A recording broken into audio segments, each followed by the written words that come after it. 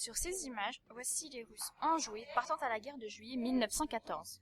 Leurs femmes et leurs familles sont trépignées que leurs maris partent à la guerre. Un prêtre fait embrasser tous les soldats sur sa croix pour leur porter chance. Tous les soldats se sont mis en ligne pour laisser passer les colonels et les généraux. Le prêtre bénit tous les soldats en passant dans les rangs.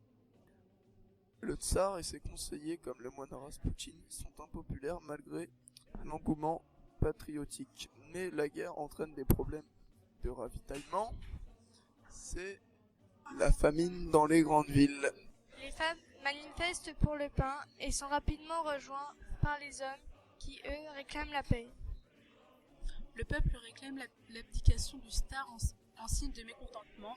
Ils détruisent les emblèmes dans les villes.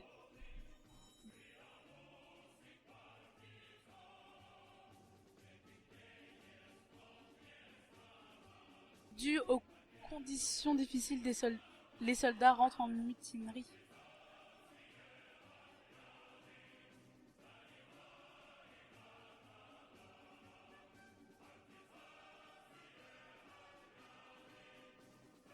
Le tsar Nicolas II n'est pas aimé par les Russes. On l'oblige à abdiquer, donc un gouvernement provisoire est formé.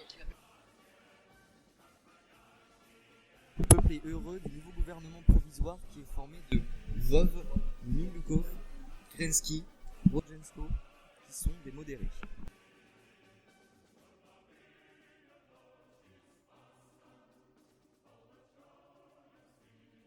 Le gouvernement provisoire veut la guerre, les soldats font allégeance à ne pas fuir et à servir la Russie.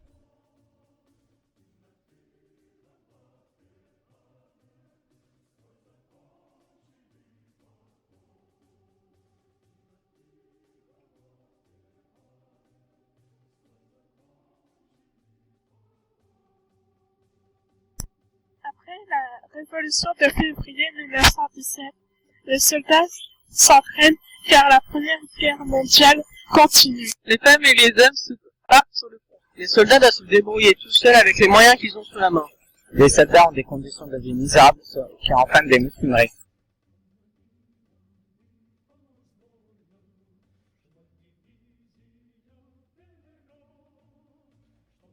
Le peuple acclame Lénine qui revient de son exil en Suisse pendant le printemps 1917.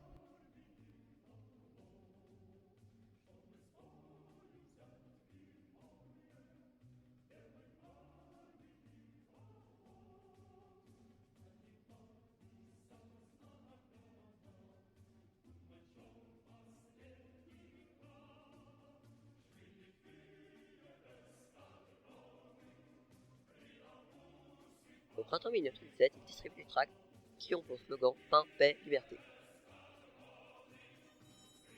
Les manifestants appellent à la fin de la guerre sont rejoints par les marins russes qui se mutinent en juillet 1917.